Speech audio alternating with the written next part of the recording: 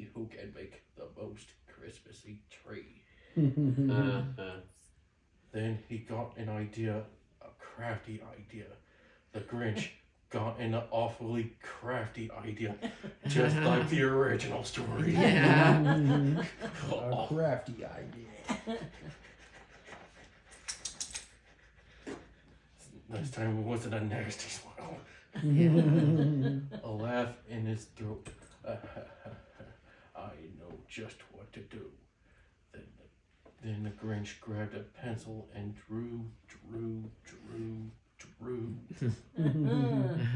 And with a plan in his hand, the Grinch hiked to Whowood. There he found the most Christmassy tree that he could, and he chopped at the tree with his tree chopping axe, till the tree he was chopping fell down next to Max. Then they hiked their way home with the tree on their backs. Our cellar has all of the things we will use to start decorating our tree for the Who's. Grab ribbons, he shouted. Grab bunches of bows. Grab plenty of these and a big pile of those. Bring everything reddish, everything greenish, and every last colorful thing in betweenish. Betweenish. Right.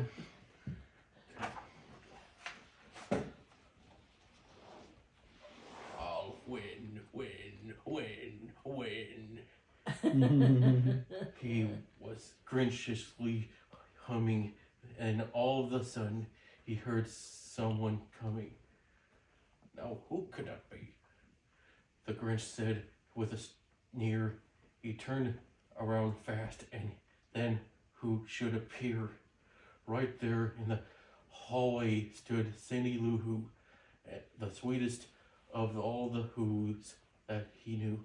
Hello, she exclaimed. I have something to ask. I do hope it isn't a bothersome task. I've come here to ask a small favor, you see, and if you have time and could make one for me. The Grinch interrupted her tiny request. My dear, he replied, it would really be best to ask me tomorrow. On Christmas, you see. Right now, I must finish my prize winning tree.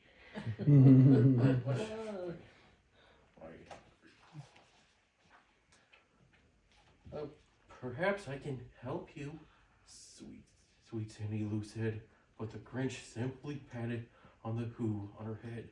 Then he shooed her outside and replied, don't be silly. Do run along some home now before it gets chilly. Throughout the whole day and late into the night, he worked on that tree till that tree was just right. I've done it, he shouted. It's perfectly grand. I hope that it shows every Who in the land what wonderful Christmassy spirit I found. I know in my heart I'm sure to be crowned. Flip that fan on, will you? Ben? It's the last one towards you.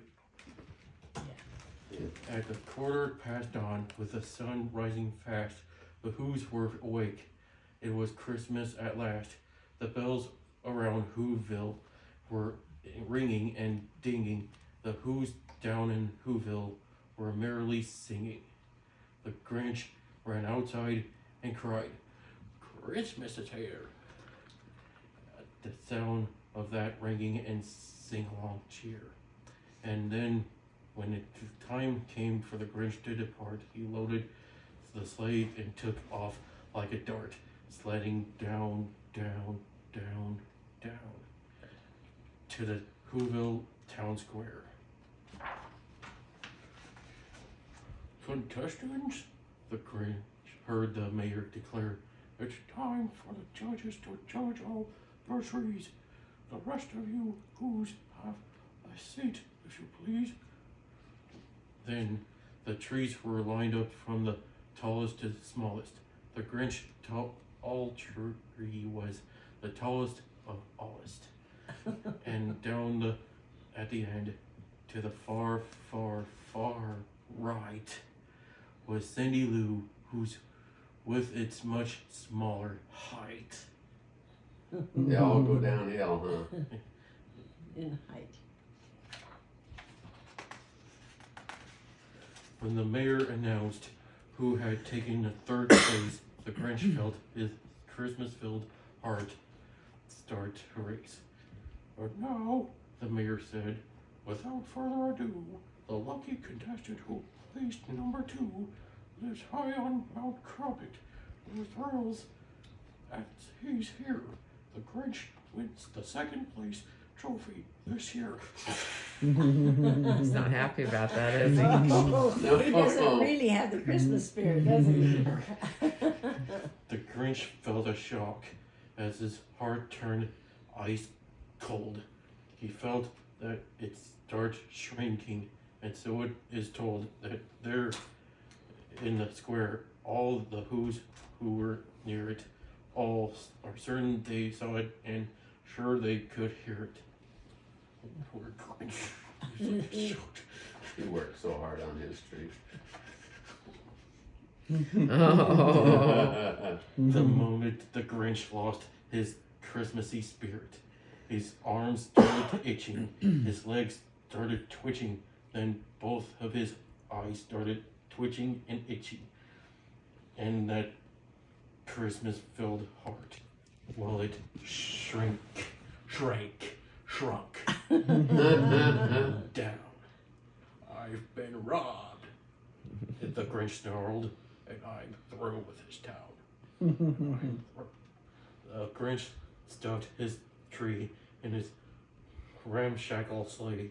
Then he lugged it and tugged it and hauled it away as Max tried his hardest to get him to stay. The Who's were all speechless, unsure that to say. He's a really strong Grinch. That's a huge tree. Poor Max. Poor Max.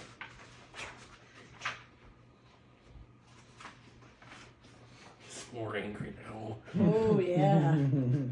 The Grinch climbed and climbed as his heart grew more frozen. While back at the contest, a winner was chosen. Today, on its merriest day in the land, the mayor declared with this Who horn in the hand, I give you our winner. She's not more than 3. It's Cindy Lou who has made the best tree.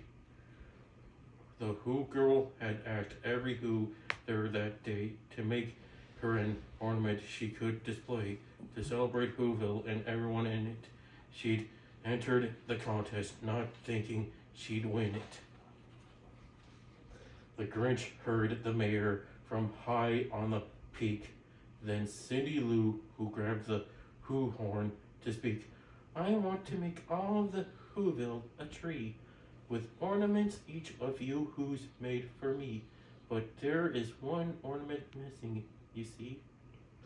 The whole town of Whoville was there on each limb, except for the Grinch, who she called out to him. Now, please, Mr. Grinch, I saved you a spot. You're someone who is like an awfully lot. This tree is for Whoville. You're part of it too. I hope you can hear me, said Cindy Lou Who. Love the way. Cindy Lou's voice stopped. The Grinch in his tracks. He looked down at Whoville, then he looked down at Max. I thought, the Grinch puzzled, a prize-winning tree would prove to the Who's that today needs to be, and show them for certain I truly belong. Perhaps I was wrong, and belonged all along. And maybe, just maybe, we all win instead by being together at Christmas, he said. And there on Mount Crumpet. If you had been near it, you would have been able to see it and hear it. The moment his heart grew a few sizes more, to more than his heart had grown ever before.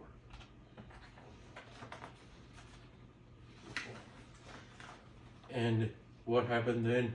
Well, in Whoville, they said that the Grinch and his dog whizzed back down on that sleigh, and the Grinch placed his ornament on the small tree and then lifted it high so the whole town could see. And the Who's all hurrahed, and they jumped to their feet as the Grinch grinned said, "Now our tree is complete." Yay! Then the mayor declared, "We have one thing to do to make it official for City Lou. Would you and do the honors?" He pointed at and said, and the Grinch